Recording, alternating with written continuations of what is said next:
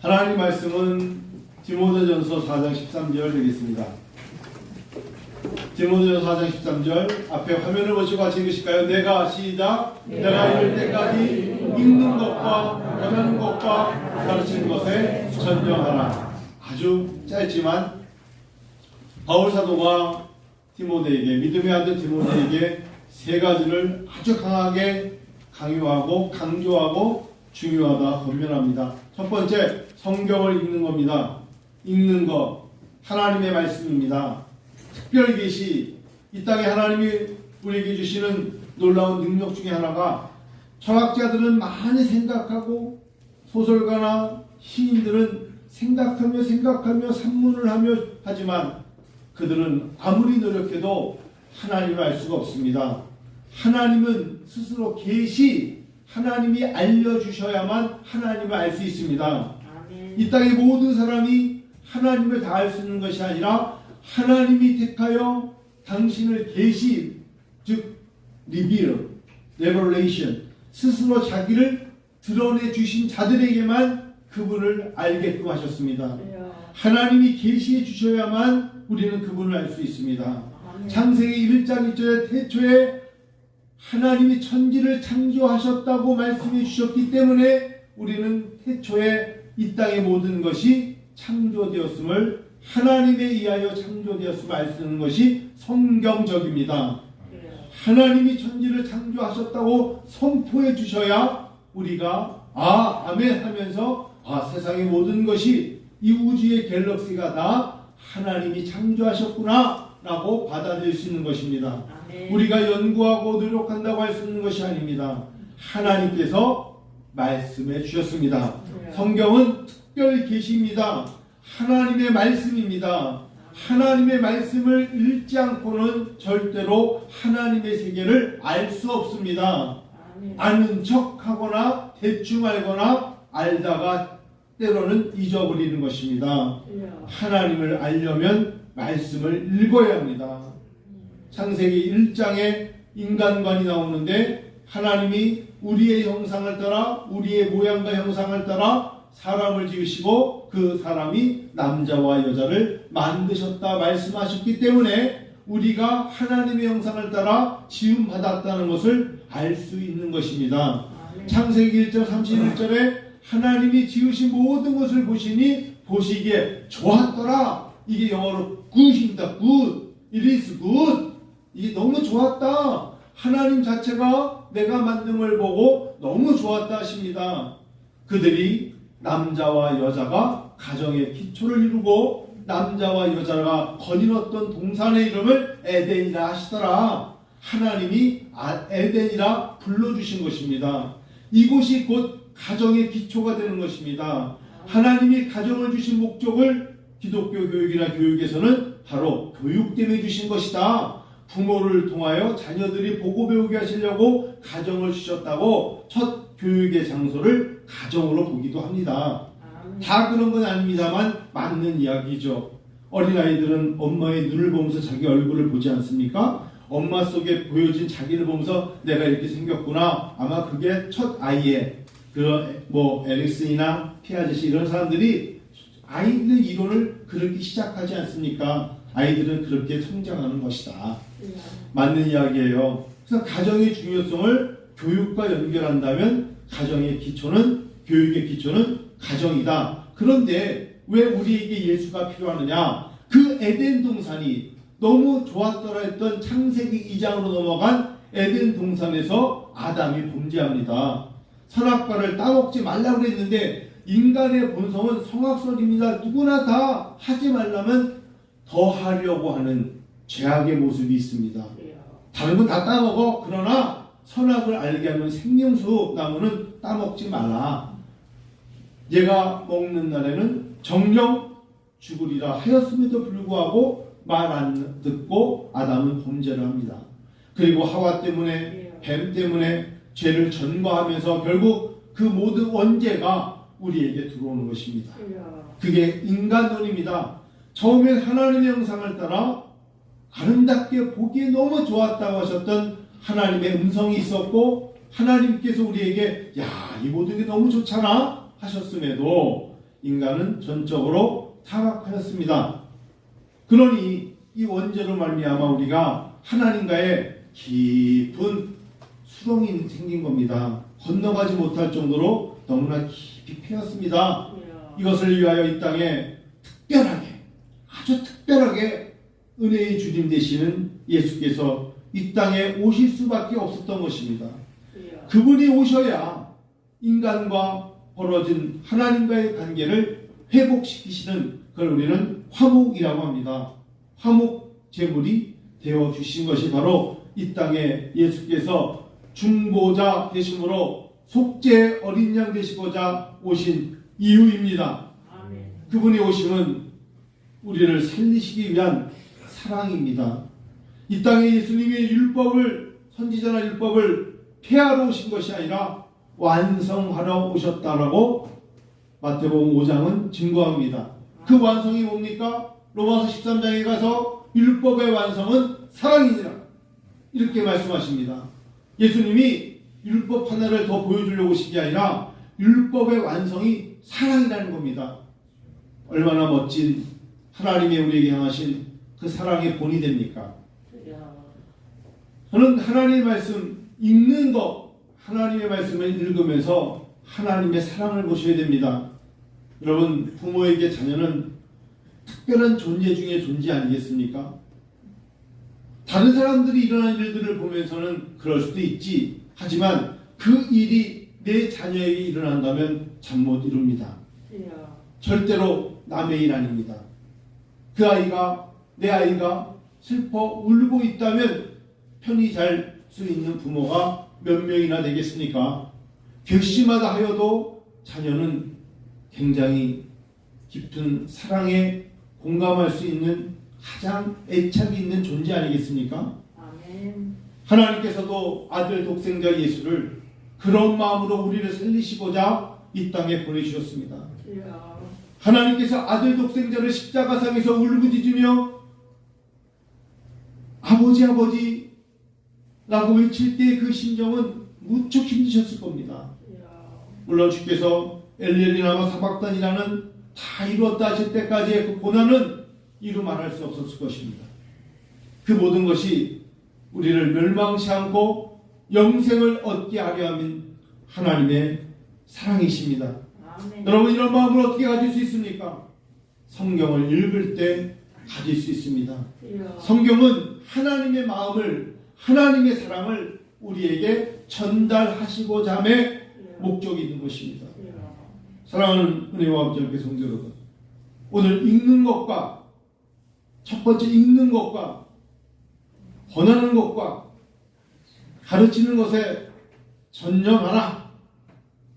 뭐에 전념하십니까? 읽는 것에 전념하셔야 됩니다. 하나님의 사랑을 알기 위해서입니다. 하나님의 말씀은 살아있어 운동력이 있습니다. 하나님의 말씀은 우리의 영혼을 깨워줍니다. 여러분, 심령은, 마음의 근심은 뼈를 마르게 한다 했습니다. 마음에 근심이 있는 사람이 얼굴이 어떻게 기쁨이 있겠습니까? 마음에 근심이 있는 사람은 성경에 뼈를 마르게 한다니까요. 아무리 맛있는 음식을 먹어도 자식을 잃은 어미의 마음은 기쁘지 않을 것입니다. 그것처럼 하나님의 말씀이 우리에게 안식을 주시고 평강을 주시는 겁니다. 평화, 평화로다 하늘 위에서 내려오네. 이것은 하나님 우리에게 복된 소식이라는 유한겔리온, 복음이라는 단어는 우리에게 진정한 기쁜 소식입니다. 우리에게 이 땅에 그 누구가 구원을 주겠습니까?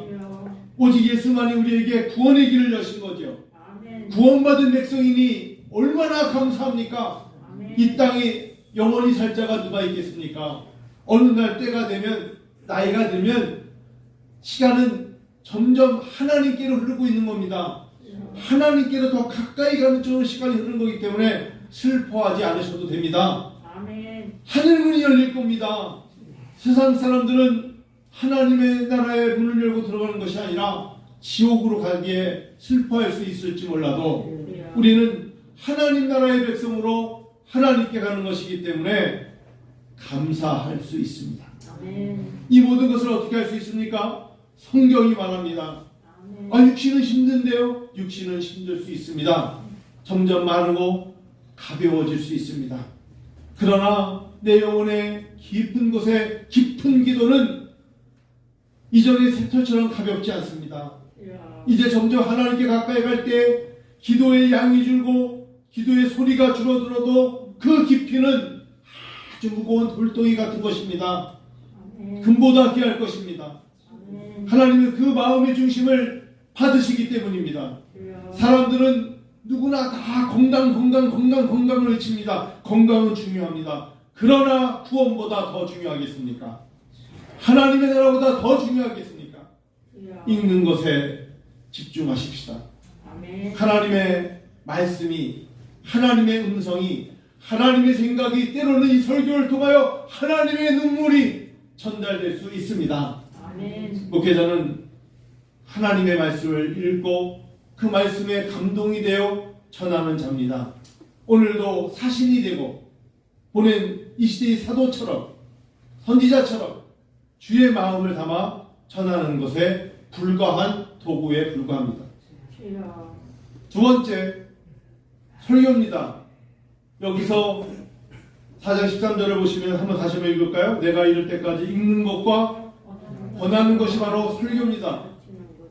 하나님의 말씀을 권하라는 겁니다. 그걸 어떻게 해요? 캐리그마로 설교하라는 겁니다. 하나님의 이 전체적인 내용을 하나님의 마음을 품고 읽으라 권하고 오늘 주일 설교처럼 설교하라는 겁니다. 설법이라고 합니다. 예수님께서 산에 오르사 많은 무리들을 오셨습니다. 그리고 그들을 부르십니다. 산 위에서 그때 많은 무리와 제자들이 듣는 이야기가 산상수훈입니다. 마태복음 5장 1절부터 7장 28절 29절까지의 이야기를 우리는 산상보훈, 산상수훈, 산에서 하신 설교, The Sermon of Mount이라고 합니다. 산에서 하신 설교라고 합니다. 그분이 제일 먼저 하신 말씀이 이렇습니다. 심령이 가난한 자는 복이 있나니 천국이 저희 것이며 라고 선포하십니다. 야, 니네 물질이 많지? 니네 다 건강하지? 명예롭지? 그러니 천국이 너희 것이라고 하지 않으시고요. 심령이 가난한 자가 복이 있는데 천국이 저희 것이요. 온유한 자가 복이 있나니 저가 땅을 기업으로 받을 것이고 설령 너희 중에 애통하는 자가 있느냐? 저가 위로를 받을 것이요. 화평케 하는 자가 복이 있나니 저가 하나님의 아들이라 일컬음을 받을 것이요. 마음이 청결한 자가 복이 있나니 하나님을 볼 것이요. 얼마나 멋진 팔복을 주시는 것입니다. 여러분의 복이, 그 복이 여러분과 저에게 임하기를 진심으로 축원합니다. 왜 기쁨을 잃었을까요? 팔복을 생각지 않고 인생을 살면 내 환경만 보면 기쁠 것이 하나도 없습니다. 그런데 천국이 너희에게 임하였다 라고 말씀하시는 이 복이 바실레이아, 하나님의 나라 바실레이아가 임하는 것입니다. 얼마나 큰 축복입니까? 하나님 나라가 도래하고 있습니다. 하나님의 나라가 가까이 오고 있습니다. 주님이 재림하시든지 아니면 우리가 하나님께로 가까이 가는 하나님의 나라가 도래하고 있다고요. 그게 바로 팔복의 시작 아니겠습니까? 그러면서 마지막 사는 순간까지 소금의 역할과 빛의 역할을 강조하십니다. 소금이 만일 그 맛을 잃어버리면 다만 밖에 버리어서 사람에게 밟힐 뿐이니라. 빛 아래 어떤 동네가 비추지 않겠니? 산 위의 모든 동네가 다 빛을 비추면 낮에 햇빛이 뜨면 다 보이지 않니? 하시면서 너희의 착한 행실을 도하여 하나님께 영광을 돌리라 하십니다. 여러분, 이게 다 지금 제가 한 얘기가 아니라 오늘 설교를 통하여 예수께서 산 위에서 하신 산상수훈을 나누고 있는 것입니다. 세 번째, 읽는 것과 권하는 것과 가르치는 겁니다. 가르칠 수 있다는 건 너무나 큰 축복입니다. 1958년도 몇 월인지 적어보니까 5월 8일 날 충청남도 논산 강경고등학교 여학생들이 모여가지고 청소년 적십자사에서 자기들이 소그룹이겠죠 모여서 우리들 중에 충청남도 논산 일대에 은퇴하신 선생님들이나 혹시나 병중에 힘든 선생님들을 찾아가서 그들을 도와드리자. 그게 스승의 날의 유래더군요. 1958년도니까 꽤 오래전에 있었던 당시에 6.25라고 많은 어려움이 있었을 거 아닙니까? 이 여학생들 참 기특해요. 그래도 우리 주변의 선생님들 중에서 우리를 가르치시는데 병환을 또 병중에 계신 분들을 찾아가자. 이들로 시작된 게 스승의 날의 유래라고 합니다. 그 다음에 가만히 보니까 어느 날로 잡을까? 왜 5월 15일이냐? 우리나라에 그래도 한글을 만드신 분이 세종대왕 아니시겠어? 세종대왕께서 태어나신 날이 5월 15일이니까 이 날을 기점으로 스승의 날을 잡자. 이렇게 됐다고도 위키백과에 적혀 있더라고요. 제가 보니까. 그게 진짜인지 모르니까. 적혀 있어요. 그래서 그렇게 알았는데 갑자기 위키백과에 안 나와도 될 내용이 뭐냐면 2013년에 국회의원 김영란께서 국민권익위원장이 되시더니 이제 김영란법을 만드시고 2015년 3월 27일에 제정하셨어요. 그래서 선물은 5만원 이하, 식사는 3만원 이하. 이거는 적을 필요 없는 거예요. 이거는 50만원도 아니고. 선생님께 5만원, 3만원 선물 갖다 드리는 게 뭐가 그렇게 잘못된 거라고. 갖다 드리면 되지. 저는 그렇게 생각해요. 예전에 초등학교 때 뭐 촌지 이런 얘기 하는데 그런 게 있어야 추억이 되고, 촌지 안 가져오면 건너들여 촌지 갖고 와서 그 다음 수연이 나와 가지고 안 낸 애들은 아유 공부들 잘해. 안 낸 애들 그다음 넘어. 몇 대 맞아야 기억도 남고 얼마나 즐거워요. 예? 그때 맞았던 그 낯짝이 그날부터 이렇게 두꺼워지는 거죠. 많이 맞아본 애들이 얼굴이 그게 인생을 살면서 얼마나 근육이 되고 인생을 이겨낼 수 있는 힘이 됩니까? 그냥 이런 건 욕 뜨면 안 되는데. 그렇다 치고. 하여튼 아니고, 네, 죄송합니다만. 저는 부정적으로 보면 끝이 없어요. 요즘 교육사회학이라는 강의를 하는데, 기능과 갈등이라는 두 단어를 갖고 200페이지 책을 썼더라고요. 읽어보니까, 기능은 뭐고, 갈등은 뭔가, 이 두 가지 단어를 갖고 이렇게 두꺼운 책을 쓸 필요가 없을까? 책값도 22,000원이야. 제가 그래서 요즘 그 과목을 강의해서 딱 하나입니다. 교육이라는 건 기능의 펑션, 기능에 강조하면 됩니다. 무슨 소리인지 아세요? 공부를 못하는 아이들이 갈등이 아닙니다. 공부를 못하지만 다른 걸 잘한 것을 살려주는 게 먼저 선자의 선생님들의 역할이에요. 공교육에 적응을 못했다고 해서 사회에 적응을 못하는 거 아닙니다. 공부에 예를 들면 학교 생활에 너무 튀는 애들이 침착하고 애들이 차분하지 못하다고 불량화가 되면 안 돼요. 그 아이들은 그때 그 아이들만의 활력이 넘치는 무엇인가를 보여주고 싶은 것을 살려주면 그 아이들이 나중에 멋진 영화 감독도 되고 배우도 되고 실력가도 되고 창의력을 발휘하는 거 아니겠습니까? 얼마나 멋집니까? 근데 이거를 그 아이들이 볼 때 갈등의 요소로 본다는 게 책을 쓴 저자부터가 제 마음에 갈등을 주더라고요. 저는 은사며 달란트며 개발을 몰라서 그런 겁니다.